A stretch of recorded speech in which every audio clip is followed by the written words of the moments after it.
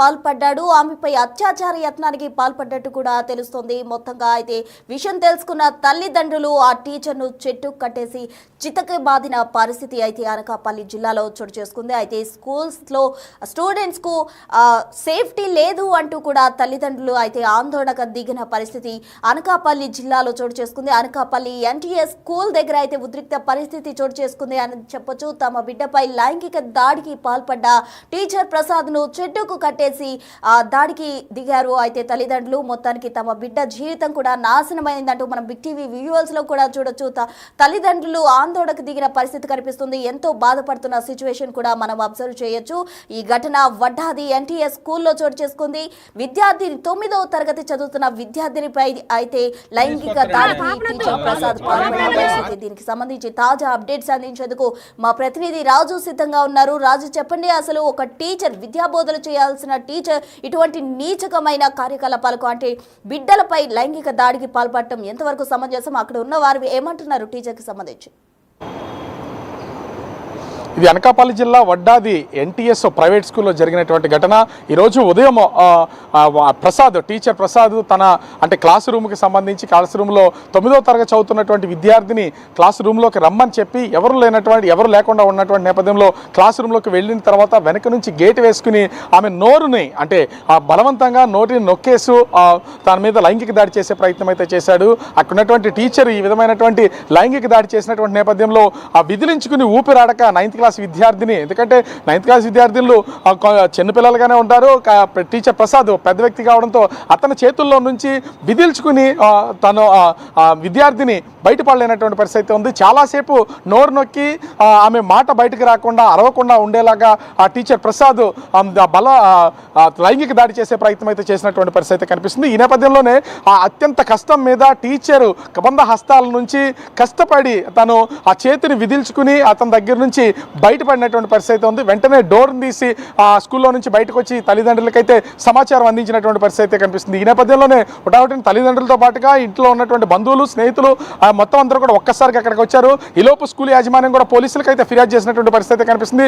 స్కూల్కి వచ్చినటువంటి తల్లిదండ్రులు టీచర్ ప్రసాద్ చేసినటువంటి లైంగిక దాడి కన్న కూతురే అక్కడ ఈ విషయం చెప్పినటువంటి నేపథ్యంలో వాళ్ళు ముఖ్యంగా చూస్తే అటు ఆ విద్యార్థిని లైంగిక దాడి చేయడం, నోరు నొక్కేయడం, ఊపిరాడకుండా సతమతం అయిపోయినటువంటి పరిస్థితి ఉంది. ఈ విషయాలన్నీ కూడా తల్లిదండ్రులకు చెప్పినటువంటి నేపథ్యంలో తల్లిదండ్రులు ఒక్కసారిగా కోపద్రాకానికి గురైనటువంటి పరిస్థితి ఉంది. స్కూళ్లలో టీచర్ల ఈ విధమైనటువంటి లైంగిక దాడికి బలి చేస్తున్నటువంటి నేపథ్యంలో, లైంగికంగా విద్యార్థులు గురవుతున్నటువంటి నేపథ్యంలో ఏ విధమైనటువంటి సేఫ్టీ లేదని తల్లిదండ్రులు ఆందోళన చేస్తూ టీచర్ ప్రసాద్ని ఒక రాడ్కి కట్టివేసి మొత్తం చిత్తకొట్టినటువంటి పరిస్థితి ఉంది. ఆ తల్లి తండ్రితో పాటుగా ఆ ఇంటికి సంబంధించినటువంటి వాళ్ళు, చుట్టుపక్కల ఉన్నటువంటి వాళ్ళు ఒక్కసారిగా స్కూల్ దగ్గరికి వచ్చి అటు టీచర్ ప్రసాద్ని చిత్తకొట్టినటువంటి అయినా కనిపిస్తుంది. మనం విజువల్లో కూడా చూడొచ్చు. టీచర్ ప్రసాద్ చేసినటువంటి ఈ లైంగిక దాడి విషయంలో అటు పోలీసులు పక్కనే ఉన్నా కూడా ఎక్కడ ఆలోచించకుండా అటు టీచర్ ప్రసాద్ని చిత్తకొట్టినటువంటిది అయితే మనకు విజువల్లో కనిపిస్తుంది. అబద్ధం ఆడకు అంటే అక్కడ ప్రసాద్ కూడా తను తాను డిఫెన్స్ చేసుకునే ప్రయత్నం అయితే చేస్తున్నాడు. నేను లైంగిక దాడి ఏ విధంగా చేయలేదు, తనేమో పట్టుకోలేదు, నోరు నొక్కలేదు, రూమ్లో బంధించలేదని చెప్పే ప్రయత్నం అయితే చేస్తున్నా కూడా తల్లిదండ్రులు కోపగించుకుని మొత్తం జరిగినటువంటి ఉదంతం అంతా కూడా మా అమ్మాయి మాకు చెప్పింది, నువ్వు అబద్ధాలు చెప్తున్నావు అంటూ టీచర్ని చిత్తకొట్టినటువంటి పరిస్థితి కనిపిస్తుంది. ఎందుకంటే చిన్న పిల్లల్ని ఆ స్కూల్కి పంపిస్తున్నారు. స్కూల్కి పంపించిన తర్వాత ఉదయం నుంచి సాయంత్రం స్కూల్లో అయ్యే వరకు కూడా టీచర్ల సమక్షంలోనే స్నేహితులతో కలిసి ఉంటారు. అట్లాంటిది స్కూల్కి వెళ్ళినటువంటి బాలిక, ఆ 9వ తరగతి చదువుతున్నటువంటి బాలిక మీద ఈ విధమైనటువంటి లైంగిక దాడి చేసినటువంటి నేపథ్యంలో తల్లిదండ్రులు అయితే తీవ్రమైనటువంటి భయాందోళనకి గురవుతున్నటువంటి పరిస్థితి కనిపిస్తుంది. ఇది ఒక ప్రైవేట్ స్కూలు, ఎన్టీఎస్ అనే ఆ ప్రైవేట్ స్కూల్ వడ్డాదిలో ఉంటుంది. ఈ స్కూల్లో జరిగినటువంటి నేపథ్యంలో అటు మేనేజ్మెంట్ మీద కూడా అసలు ఎలాంటి టీచర్లను రిక్రూట్ చేసుకుంటున్నారు, టీచర్లు వాళ్ళ యొక్క గతంలో ఉన్నటువంటి పనిచేసినటువంటి పరిస్థితులు ఎలా ఉన్నాయి, అతని మానసిక పరిస్థితి ఎట్లా ఉంది, వీటన్నింటినీ కూడా మీరు తెలుసుకోకుండా అసలు సరైన క్వాలిఫైడ్ టీచర్స్ లేకుండా, ముఖ్యంగా వాళ్ళకి సంబంధించినటువంటి సత్ప్రవర్తన ఉన్నటువంటి వాళ్ళని కాకుండా ఎవరిని పడితే వాళ్ళని తీసుకుని వచ్చి రిక్రూట్ చేసి ఇలా మా పిల్లలకి సంబంధించి లైంగిక దాడులకు గురి చేస్తారంటూ తల్లిదండ్రులు కూడా తీవ్రమైనటువంటి ఆందోళన వ్యక్తం చేస్తున్నటువంటి పరిస్థితి ఉంది. అటు మేనేజ్మెంట్ మీద కూడా తీవ్రమైనటువంటి తిరుగుబాటు అయితే చేసినటువంటి పరిస్థితి కనిపిస్తుంది. ఎందుకంటే ఇక్కడ 9వ తరగతి విద్యార్థిని మీద చేసినటువంటి లైంగిక దాడి ఈ రోజు బయటపడింది కాబట్టి ఒక్క బాలికతోనే సరిపోయింది. ఇప్పటి వరకు ఆ టీచర్ ఎంతమంది మీద ఇదే విధమైనటువంటి ఫోర్స్ఫుల్గా లైంగిక దాడి చేశాడనేది మాత్రం తెలియాల్సి అయితే ఉంది. ఇప్పటికే పోలీసులు కూడా సంఘటనా స్థలానికి వెంటనే అంటే ఫిర్యాదు చేసినటువంటి నేపథ్యంలో ఒక రాడ్డుకు కట్టేసి రెండు చేతులు వెనక కట్టి అతని మీద దాడి చేసిన తర్వాత పోలీసులు అయితే రావడం అయితే జరిగింది. ప్రస్తుతం టీచర్ ప్రసాద్ పోలీసులు అదుపులో ఉన్నారు. కఠినంగా శిక్షించాలి, విద్యాబుద్ధులు నేర్పాల్సినటువంటి సంస్కారాన్ని నేర్పాల్సినటువంటి ఒక టీచరే ఈ విధంగా సంస్కారహీనంగా ప్రవర్తించడం, లైంగికంగా దాడి చేయడం, నోరు నొక్కేసి రూమ్లో ఒంటరిగా తీసుకెళ్లిపోయి నోరు నొక్కేసి బలవంతంగా అత్యాచారం చేసే ప్రయత్నం అయితే చేశాడని తల్లిదండ్రులు అయితే తీవ్ర ఆగ్రహం వ్యక్తం చేస్తున్నటువంటి పరిస్థితి కనిపిస్తుంది. ప్రస్తుతం టీచర్ ప్రసాద్ మీద పోలీసులు అయితే కేసు నమోదు చేశారు. అదేవిధంగా అసలు ఏం జరిగింది, ఒక్కటి ఇప్పుడు 9వ తరగతి విద్యార్థిని మీదైనా ఇంతకు ముందు వేరే వాళ్ళు ఎవరి మీదైనా సరే ఇదే విధమైనటువంటి లైంగిక దాడి చేశారనే కోణంలో కూడా ప్రస్తుతం అయితే పోలీసులు విచారణ చేస్తున్నటువంటి పరిస్థితి కనిపిస్తుంది. ప్రస్తుతం రాజు, అయితే విద్యార్థిని తల్లిదండ్రులు ఏమంటున్నారు? అక్కడ స్థానికంగా అయితే వాళ్ళు దేహశుద్ధి కూడా చేసి పంపించి పోలీసులకు అప్పగించిన పరిస్థితి. అసలు ఆ స్కూల్ కి సంబంధించిన యాజమాన్యంతో కావచ్చు, పోలీసులతో కావచ్చు, ఆ విద్యార్థిని తల్లిదండ్రులు ఏమన్నారు?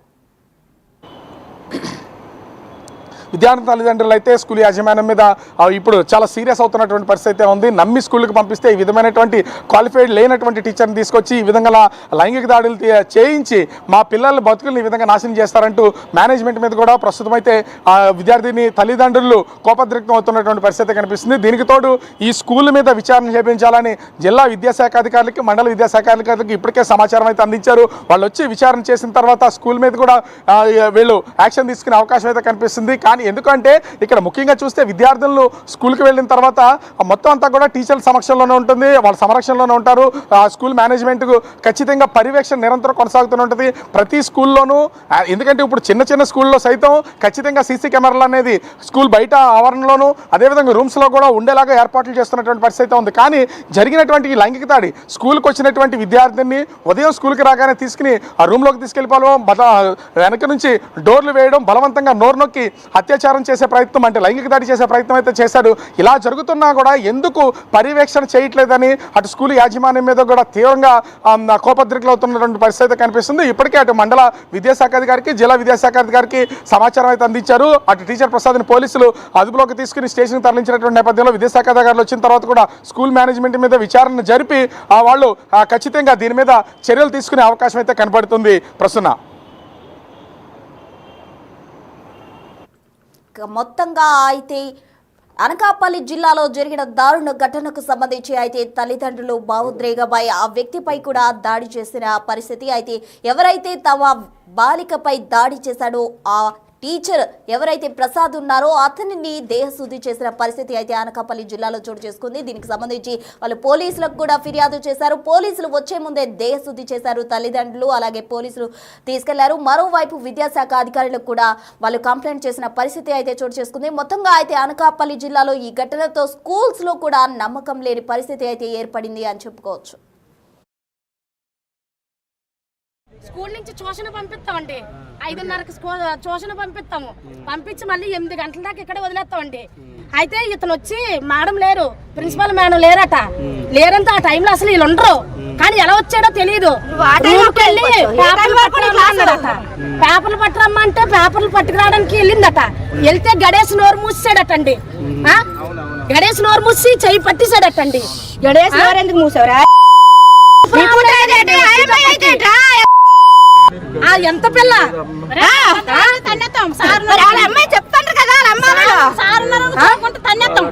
నువ్వు అబద్ధం ఆడికి నిజం చెప్పు. స్కూల్ నుంచి ట్యూషన్ పంపిస్తామండి, 5:30కి ట్యూషన్ పంపిస్తాము. పంపించి మళ్ళీ 8 గంటల దాకా ఇక్కడే వదిలేస్తామండి. అయితే ఇతను వచ్చి మేడం లేరు, ప్రిన్సిపల్ మేడం లేరట. లేరంటే ఆ టైంలో అసలు వీళ్ళు ఉండరు. కానీ ఎలా వచ్చాడో తెలియదు. పేపర్లు పట్టరమ్మంటే పేపర్లు పట్టుకురావడానికి వెళ్ళిందట. వెళ్తే గణేష్ నోరు మూసాడటండి. గణేష్ నోరు మూసి చెయ్యి పట్టిసాడటండి. గణేష్ నోరు ఎందుకు మూసావురా?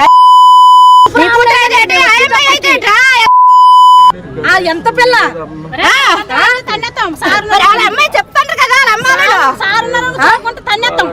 నువ్వు అబద్ధం ఆడికి నిజం చెప్పు. స్కూల్ నుంచి ట్యూషన్ పంపిస్తామండి, 5:30కి ట్యూషన్ పంపిస్తాము. పంపించి మళ్ళీ 8 గంటల దాకా ఇక్కడే వదిలేస్తామండి. అయితే ఇతను వచ్చి మేడం లేరు, ప్రిన్సిపల్ మేడం లేరట. లేరంటే ఆ టైంలో అసలు వీళ్ళు ఉండరు. కానీ ఎలా వచ్చాడో తెలియదు. పేపర్లు పట్టరమ్మంటే పేపర్లు పట్టుకురావడానికి వెళ్ళిందట. వెళ్తే గణేష్ నోరు మూసాడటండి. గణేష్ నోరు మూసి చెయ్యి పట్టిసాడటండి. గణేష్ నోరు ఎందుకు మూసావురా? ఎంత పిల్ల మాట్లాడు. మాట్లాడితే ఇబ్బందులు పాలైపోతావు. చిన్నది కాదు, నిజం చెప్పు.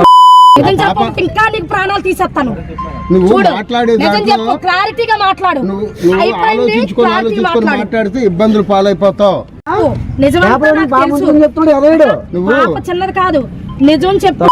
నిజం చెప్పకపోతే ఇంకా నీకు ప్రాణాలు తీసేస్తాను.